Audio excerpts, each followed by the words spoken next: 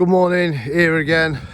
Just realised I need a shave. Not looked in the mirror for days. So when I'm out on my walks, I get a lot of time to think, and you can probably see here I have my earphones in and listen to personal development. Literally lots of the time it's my favourite thing to listen to. It's absolutely changed my life. My life needed to change. So I just want to share a story with you that might resonate with you, might give you hope, might give you a little bit of inspiration, might make you just feel better today or whatever. But going back to my school days, I was total non-academic. Teachers couldn't do anything with me. I just didn't want to try at school. I just wanted to be a professional footballer. Me and my mate Spongy, hey up Sponge if you watch this again, one of my biggest fans, me old mucket. But anyway, that didn't work out, and when I was 25 professional football didn't work out, and I found myself working on a building site as a joiner till I was age 25. But then when I was 25, my dad retired from insurance, with Co-op Insurance, that he'd done for 28 years. And I'd seen that he'd lived this life where he spent 3 weekdays on the golf course and then a day or two at the weekend, drove round in a Jag, had a nice house, and really had a nice life. So when my dad retired, I got the opportunity to take over half of his business. And basically I owe a lot to my dad, because I went from working 5 or 6 days a week on building sites to working a day and a half a week in insurance, and then I got to play golf 3, 4, 5 times a week. It was incredible, but insurance was not regulated then. Anyway, as most industries, they changed, regulations came in, the goalpost moved. And literally, I had a bout of depression. It reduced me to nosebleed headaches, constantly feeling sick. And I decided to quit financial services, and I went back into the building trade.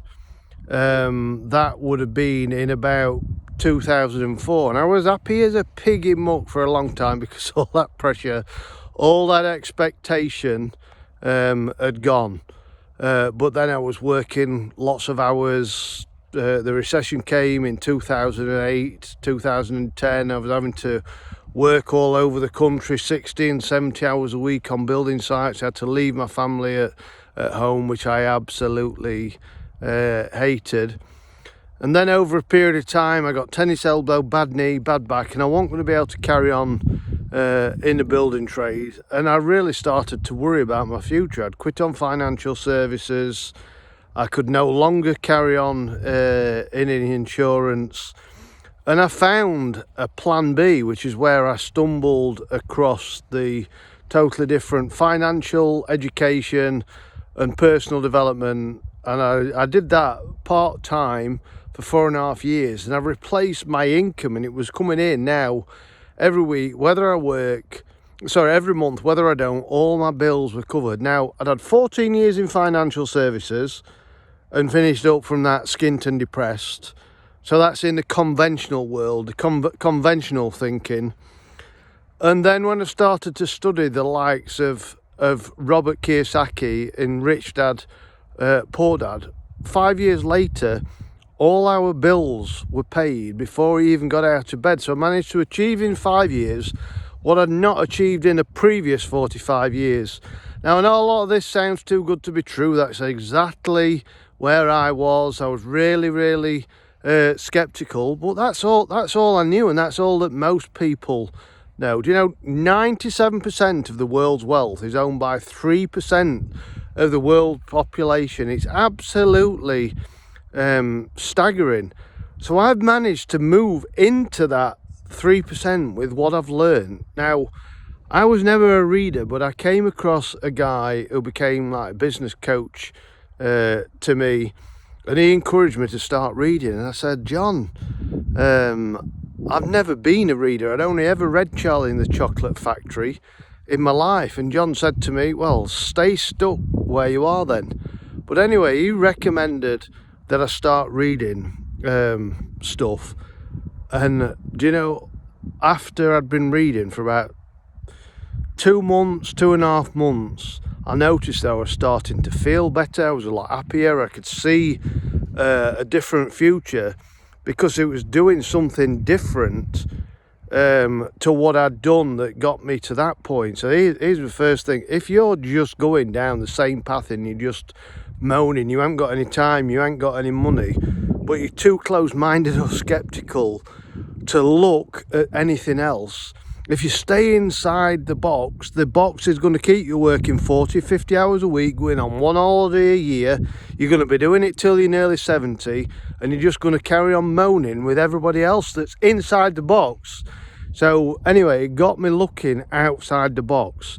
And after 4.5 years, I'd replaced my income, as I'd already said. And that is now like 9 years ago, and it's just compounded and it's gone to whole new levels, which is just absolutely incredible.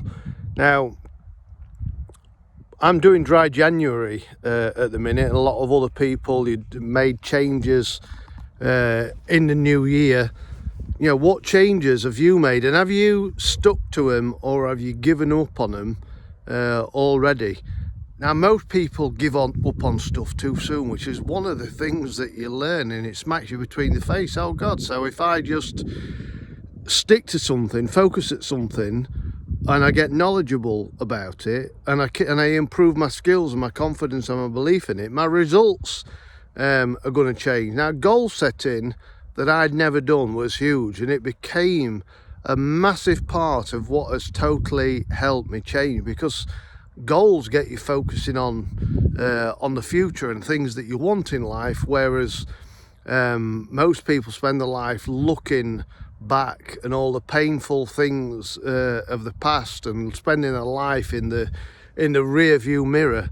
You could be, driving through a beautiful mountainous scene, and instead of focusing on the beautiful scenery, they're focusing on the bugs on the windscreen. I didn't make that up. I've heard it somewhere, and it resonated with me.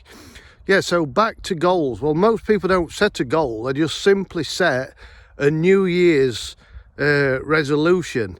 So just taking my own as an example. So I'm doing dry January, where most people say, I'm going to try and stop drinking in January. What does that mean? You're like Yoda, do or don't do. There is no try. Now, when you've set a goal, everything changes, because if you just say, I'm going to stop drinking, just think about this and how you become capable of sticking to something more. Why are you going to stop drinking? So if I'd have just said, I'm going to stop drinking, the likelihood is that I would have stopped before now. And if that's all that you've done and you're still not drinking, then well done to you. If you haven't set any goals, you've actually got something inside of you. If you did set goals, you could go to a whole new level. So it's the why behind goal setting. So why did I want to stop drinking? Well, I've struggled with my joints from being in the building trade, and there's a lot of sugar in alcohol, and I've also found out that joint inflammation comes from eating bread and from sugar and gluten, wheat products and things.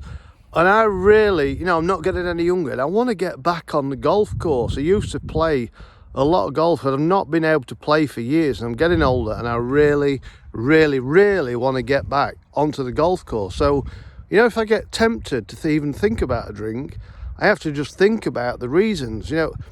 I've got gout in my big toe, and I'm not going to be able to take my dogs a walk in a bit, so I'm not going to be able to play golf, not going to be able to take my dog a walk every day unless I change something. So there's a motivation. So do you think when your motivation and your reason and your education in place, because you know that you're looking at beer has got sugar in it, sugar causes joint inflammation and the gout that I've got in my toe. So my reason I've connected with it, it's a whole lot a whole lot bigger. Now, there's a guy that I follow called Jim Rohn. He's absolutely incredible. He said, there's a library in every town, but only 3% of people have got a library card.